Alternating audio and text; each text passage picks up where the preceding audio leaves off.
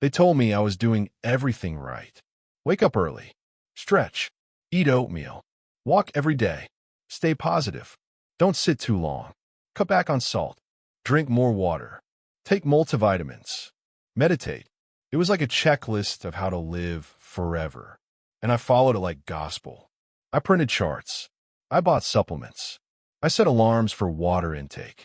I swapped out bacon for flaxseed and started sleeping with a lavender diffuser by my bed, because I thought if I could just follow all the rules, maybe I could outsmart age. But here's the truth no one likes to talk about. After 65, your body isn't older, it's different. The rules change. The signals change. Your digestion, your bones, your heart, your memory, they all follow new rules. And while I was trying to be the healthiest senior in the neighborhood, I was quietly destroying the only body I had left. It took 3 hospital visits, 5 canceled family events, one night where I lay in bed, unable to breathe fully, praying it wasn't the end. That was the night I realized I wasn't living longer, I was surviving worse. So I did something few people over 65 dare to do. I started unlearning. I stopped the habits that everyone said were healthy. And for the first time in years, I felt alive. Small blue diamond habit number 1. Overhydration. Yes, too much water. Drink water, they said. Lots of it. The more the better. What they didn't say was what happens when you're 68 and your kidneys aren't 25 anymore. I was drinking 10 to 12 glasses a day. Religious about it. I carried a refillable bottle with time markers. 8 a.m. Keep going. Noon. You're doing great. I was proud of it. Until one afternoon, I stood up from my recliner and everything went black. I woke up on the floor. My daughter was on the phone with 911, tears in her voice. The paramedic asked what I'd eaten. I said, oatmeal and water. He looked me straight in the eye and said, "Sir, how much water are we talking about?" I told him. He shook his head. Hyponatremia. That's what the ER doctor called it. When you drink so much water that your sodium levels drop too low, your blood gets diluted, your cells swell, your brain can swell. It's dangerous. It's real. And in older adults, it's more common than you'd think. No one talks about it because we're so obsessed with hydration. But after 65, your body holds water differently. Your thirst signal dulls. Your sodium balance shifts. Too much water doesn't cleanse you. It drowns you slowly. Now, I drink to thirst. I sip, not gulp. I listen to my body, not influencers. And I haven't fainted since. Small blue diamond habit number 2. Daily morning walks, without joint awareness. I used to think walking 3 miles a day was the gold standard. Every morning, rain or shine, same path, same pace. No warm-up, no stretching, just out the door and gone. I'd pass people 20 years younger and feel proud, until the pride turned into pain. It started with a little stiffness in my right knee. Then the left hip joined in. Then my ankles. Soon I was limping into the kitchen. I thought I was getting old. But the truth? I was overworking joints that needed care, not pressure. My orthopedic doctor looked at my shoes first. "They're flat," he said. "No arch support. No cushioning." Then he asked what I did before walking. "Nothing," I said. He smiled politely and said, "You treat walking like you're 30, but you're 68. You need a warm-up, a cool down, and better shoes." He was right. Your cartilage thins after 60. Recovery takes longer. Impact hurts more. I thought I was keeping my body young. I was just wearing it down. Now, I walk 20 to 30 minutes 3 times a week. I stretch my calves. I rotate my knees. I wear orthopedic sneakers. And instead of pain, I feel progress. Small blue diamond habit number 3. Taking multivitamins without supervision. My kitchen counter looked like a pharmacy. Vitamin corso D e K, magnesium, zinc, B-complex, fish oil, iron, calcium .1 for the brain, 1 for the heart, 1 for anti-aging. Every morning, a full glass of water and a palm full of pills. I called it investing in longevity.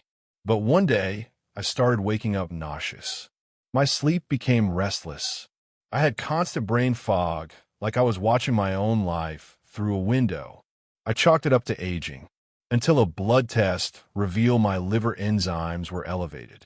My iron levels were too high, and my vitamin D was through the roof. I was overdosing, not on drugs, on vitamins. My doctor was blunt. Your kidneys and liver can't handle this cocktail. Some of these supplements build up in your system. You're not flushing them out, you're storing them. We went over every bottle. Half of them were unnecessary. A few were counteracting each other. Now, I only take what my body actually needs based on blood work, and I check in every 6 months. My brain fog lifted. My energy came back. My gut calmed down. Sometimes less really is more, especially after 65. I still have 2 more habits to tell you about. One of them, I did every morning because a podcast told me that IT almost sent me back to the ER. The other, it was a mindset, a belief, one that made me feel like I still had control over aging. But it was the very thing that kept me stuck. When I finally let go of it, I felt free, younger, lighter. So stay tuned, because the worst mistake we can make after 65 is thinking we already know what's best for us. This is not just advice. It's lived experience. It's medically confirmed.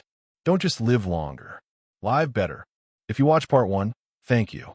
It's not easy to admit that the very things we were told to do, the right things, the healthy things, can end up hurting us. But after 65, your body speaks a new language.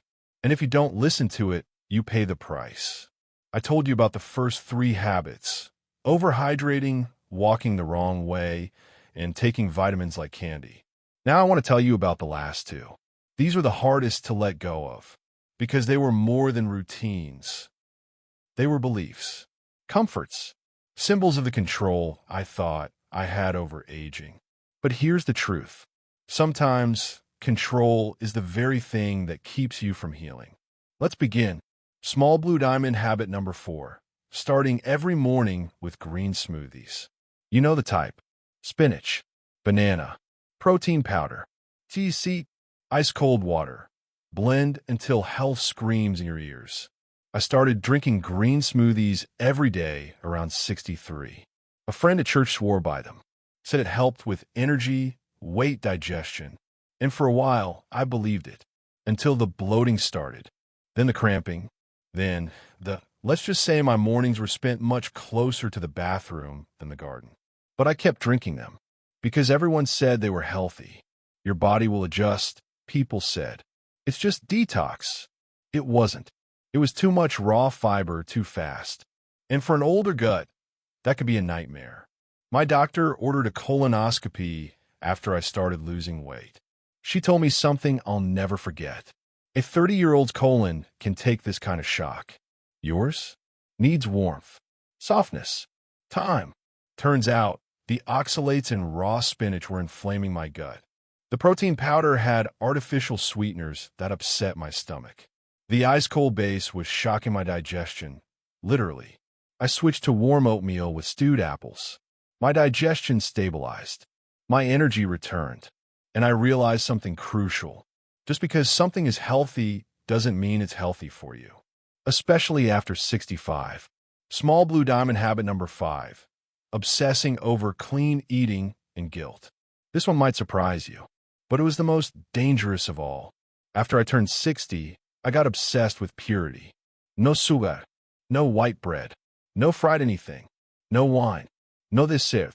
Every meal became a test. Every bite came with a whisper. You shouldn't eat that. I started isolating myself from family dinners. Didn't want to ruin my progress. I judged others. Felt proud when they reached for cookies and I reached for carrot sticks. But inside, I was lonely, exhausted, and afraid. I had turned food, something meant to nourish and connect us, into a prison. Then, at my granddaughter's birthday party, I said no to cake. She looked heartbroken. That night, my wife told me, "You didn't protect your health. You hurt your family." It hit me like a freight train. All this time, I thought I was being disciplined. But what I was really doing was starving my joy. Your body needs nutrients, but your soul needs warmth, company, a little sweetness. Now I eat real meals. I enjoy bread with dinner. I have a glass of wine on Fridays. I share cake with my granddaughter. And I feel lighter, not heavier. Because food should be part of life, not the enemy of it. Sparkles the moment everything changed. One morning, about a year ago, I sat on the porch, a cup of tea in one hand, silence all around. I wasn't thinking about heart rate or fiber or calorie tracking. I was thinking about how I felt, not how I wanted to feel, not how I was supposed to feel, but right then, in that moment. And for the first time in a long time, I felt good, not invincible, not perfect, just good, because I had stopped trying to live like I was 30 and started living like someone who respected the wisdom of 68. Wide heavy check mark what I do now and recommend to anyone over 65. I eat warm, simple meals. I chew slowly. I walk with intention, not obsession. I drink when thirsty, not by schedule. I ask my doctor before I try something new. And I stop punishing myself for aging. Because aging isn't failure. It's evolution. And when we treat it with respect, not resistance, our bodies return the favor. Magnifying glass tilted right, scientifically proven? Yes. Each of the 5 habits I cut were tied to medical facts I didn't know. Overhydration and hyponatremia are common in adults over 65. Joint damage from repetitive walking without support is documented in orthopedics. Vitamin toxicity increases with age-related liver and kidney changes. High oxalate raw vegetables and sweeteners can disrupt older digestion. Psychological stress from dietary guilt is linked to cortisol spikes and isolation. I wasn't just feeling these things, they were real and preventable. So take this from someone who nearly lost the best years of his old age. You don't need to fight your age to stay healthy. You just need to understand it. And that is the healthiest habit I've ever learned.